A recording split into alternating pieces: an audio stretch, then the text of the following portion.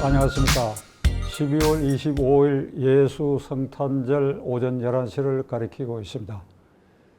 이제 코로나 때문에 성당과 교회가 제대로 예배와 미사를 올릴 수 없어서 여러분들께서도 아마 영상을 통해서 예배 그리고 미사에 참여했으라고 생각합니다.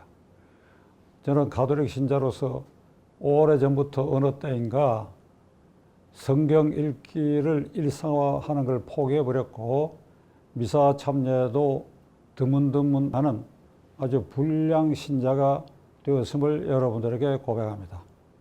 그러나 오늘만은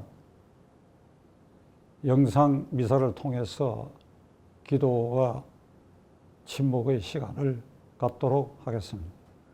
오늘 오후에 로마 바티칸 베드로 대성당에서 교황이 집정하는 미사의 녹화 방송을 보면서 다시 한번 묵상과 기도의 시간을 가지려고 합니다.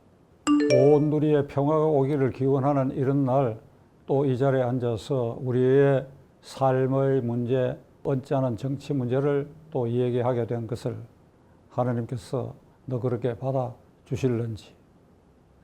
어제 윤석열 검찰총장에 대한 징계 처분 취소 및 효력정지 가처분 신청을 맡았던 서울행정법원의 판사가 효력은 일단 정지한다라는 결정을 내림으로써 윤 총장은 업무에 복귀하게 이르렀습니다. 22일 1차 기일이 예정되어 있던 날 오전에 이 방송을 통해서 이 징계 처분의 효력은 반드시 정지될 것이다. 왜 그러냐? 그 이전에 법무장관이 검찰총장의 직무를 배제하는 것에 대한 효력 정지 신청에 대해서 같은 행정법원에서 배제 사유가 위법부당하다. 그런 이유로 배제를 중지하라라는 가처분을 받아들인 것과 마찬가지로 이번에 이 징계 처분도 그 사유가 직무 배제 때의 사유와 동일해.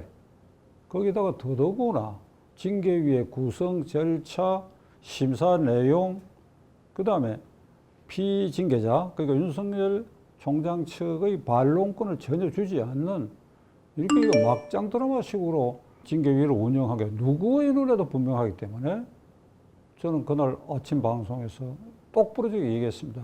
상식적으로 생각해도 징계 효력은 중지될 것이다. 그래서 이틀 뒤에 어제 중지가 되고 말았습니다. 야당에서는 사필 규정이다 이런 말을 쓰는데 저는 당연지사다. 사필 규정이라는 건 이게 돌아서 결국은 바르게 된다는 뜻인데 돌아서가 아니라 그냥 이거는 명명백백한 당연지사다. 명명백백한 당연지사다.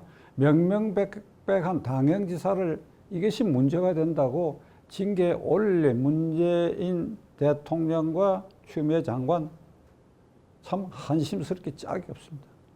자, 민주당과 문재인 정권을 지지하는 이 이른바 대깨문 그리고 농객들이 어제 이 결정을 두고 쏟아낸 말은 민망하고 참담해서 차마 듣기 어렵습니다. 요건 제가 메모한 걸 말씀드리겠습니다. 민주당 의원 이름을 얘기 안 하겠습니다. 아마 대표적으로 김종민 의원 같은 이는 증거 없이 관심법으로 징계 정지 효력을 중단했다. 증거 없이 했다. 사법 폭력이다. 또 우리가 검찰 개혁에 몰두하고 있는 사이에 사법 개혁을 등한히 하다 보니까 이 사겠다. 지금 제가 웃는 모습인데 제가 이 보도를 보고 실제로 웃었어요. 이게 말이 되는 소리냐 이게. 국회의원 입에서 아무리 여당 의원이지만 대통령을 감싸고 한다는 이런 이따위 말을 그 선거구 유권자들 부끄럽게 생각해요. 이게 말이 되는 소리입니까? 검찰 개혁에 몰두하다 보니까 사법 개혁을 등한히 해가지고 그러고 나아가 그 법관들을 탄핵해야 된다고? 지금 그 청와대 게시판에는 대깨문들이 탄핵해야 된다고 어제 판결한 판사에 대해서 그리고 그저께 정경심 4년 선고한 판사에 대해서 탄핵 사유가 뭐냐, 탄핵 사유가. 거기에 민주당 의원들이 영 가세했어요. 그런데 여기 법률가 출신 민주당 의원은 지금 입을 좀 다물고 있어요. 사리를 아는가 봐. 좀 더 웃기는 얘기는 정경심 조국 부부가 전국의 학부형을 대리해서 십자가를 졌다. 희생하고 있다. 그 중에 황모라고 하는 친여 칼럼니스트가 조국은 지금 예수가 처형당하기 위해서 골고다 언덕으로 십자가를 지고 피를 흘리면서 올라가는 것과 같이 조국 씨는 우리 모두를 대리해서 십자가를 졌다. 여러분, 이런 말을 쏟아낸 의원과 이런 농객들하고 여러분 앞에 앉아있는 제가 무슨 생각하는지 여러분 잘 아실 테니까, 자, 이 두 그룹 중에 어느 한쪽은 분명히 제정신이 아니라고 저는 생각합니다. 이 사람들 말을 듣고 이게 진실이라면 제가 제정신이 아니지요. 대한민국 같은 하늘 아래 살면서 이 사람들 이 말을 제가 솔직히 말해서 미쳤다고 생각하는데, 그러면 제가 미쳤다고 생각하는 이 사람들이 저를 보고 박찬종이 네가 미쳤다고 이럴 거 아닙니까?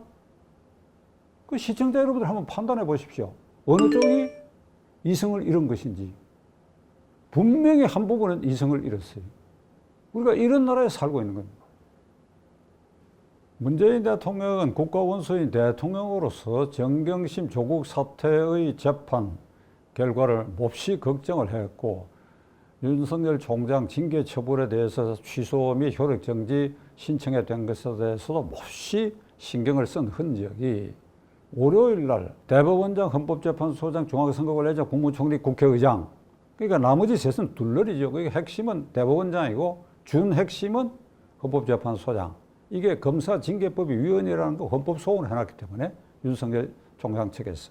그 핵심은 대법원장, 준핵심은 헌법재판소장. 나머지 둘러리를 예정에 없이 월요일 날 연락해갖고 화요일 날 아침에 청와대 불러가지고 김명수 대법원장에게 권력기관의 개혁에 대한 걸 여러분들이 각 국가의 주요 기관장으로서 관심을 가져달라. 그러니까 협박한 거 아닙니까? 협박. 애둘러 말은 그렇게 했지만은 김명수 당신 말이야. 당신 춘천지방법원장으로 서해라도 까만 걸 우리가 이렇게 진보 판사라 그러고 대법원장 시켰으면 이런 일에 관심을 갖고 알아서 할 거 아니야. 이 말 아닙니까? 깨놓고 말을 해야지요. 그 문 대통령이 공개적으로까지 이렇게 했으니까 또 물밑으로는 어떤 작업을 했을는지 저는 그날 모습을 보고 행정법원의 부장판사와 그 다음에 정경심 재판의 판결을 한 중앙지법 부장판사가 흔들릴 거 아니야 하는 순간 아주 검은 그림자가 싹 지나갔지만 아니다. 김명수 대법원장이 아무리 그래도 대법원장실에 앉아서 행정처장이나 아니면 중앙법원장이나 행정원장한테 누구를 시켜서 전화를 하든지 청와대 관심사항이라고 그렇게는 못할 것이다.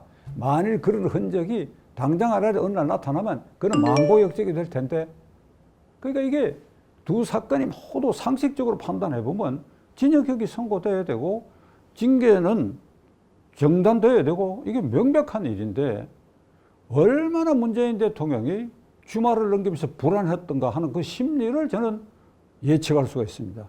그러다 보니까 월요일 아침에 갑자기 밑에 사람한테 연락해갖고 화요일 아침에 이 사람들 부르라고 한 거 아니냐. 어떻습니까? 문재인 대통령. 제 이 말에 어떻게 생각하십니까? 아마 동의하시라고 생각합니다. 속내는. 자, 이제 결론을 내리려고 합니다. 문재인 정권의 검찰개혁은 윤석열 총장이 총장으로 취임한 작년 7월 이후부터는 윤 총장, 윤석열이 쫓아내기, 그 다음에 울산시장 부정선거 사건 등 권력 중심부를 향한 수사를 못하게 하기, 인사이동으로 쫓아내기, 이게 검찰개혁이지. 그리고 공수처를 설치한다. 이게 검찰개혁의 완성인. 이제는 법원까지 이 정권의 심사를 뒤흔드는 이런 결정을 계속하니까 빨리 공수처를 발족시켜 가지고 이제 이 되먹지 않은 판사, 검사 녀석들을 이 칼날 위에 세워가 시민단체 등으로부터 터무니없는 것이라도 고발을 하게 하면 피의자가 돼버리니까. 그래서 자, 이 단계 문재인 대통령은 선택지가 딱 두 개가 있습니다. 측근 실세 대깨문들이 주장하는 대로 강경책으로 가는 거예요. 강경책으로. 그러니까 이 되먹지 않은 판사 검사들이다. 그러니까 검찰개혁도 덜 냈다. 판사개혁도 해야 되겠다. 이제 방법은 공수처의 칼자루를 휘두르는 것밖에 없다. 그렇게 이 방향으로 약 당당하게 나가는 게 첫째 길이.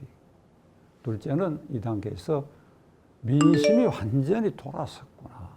이걸 깨달아 보는 것입니다. 왜 그러냐? 최근에 지난주에서부터 관변 여론조사 기간, 참 시청자 여러분, 제가 왜 관변 여론조사 기관이라고 말하는지 이심전심으로 이해해 주시기 바랍니다. 아니, 정부 쪽에 기울어 있다 이 뜻입니다. 정부 쪽을 봐주려고 아주 기본이 되어 있는 여론조사 기관이라는 이 뜻입니다. 리얼미터하고 갤럽이 그 조사 기간에 문재인 대통령 지지율이 약 40% 이하로는 절대로 안 내려오다가 지금 30%, 36% 이렇게 되고, 반대는 어떤 여론조사 리얼미터인가는 지난주에 59.1, 59.9 이렇게 나오더라고.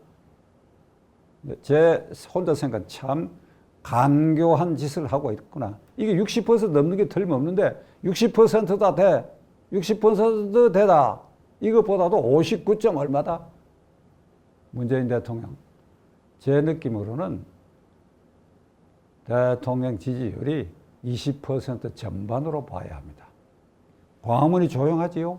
오늘 아침에도 저는 그걸 통과했습니다. 저게 조용하지 않고 코로나만 아니었더라면 오늘 금요일이죠.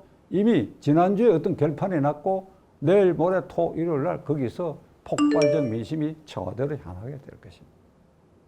자, 그러면 강경파 주장대로 판사 검사 길들이고 공수처를 발족시켜서 강경책으로 나가는 길이 하나, 아니면 이 단계에서 국민 앞에 머리 숙이고 무릎을 꿇고, 이 두 가지 선택. 강경책으로 나가면 감히 예언을 합니다. 공수처 무력화될 수 있고 그 길로 가면 대통령 남은 임기가 완전히 폭망하게 될 것이다. 폭망하게 될 것이다.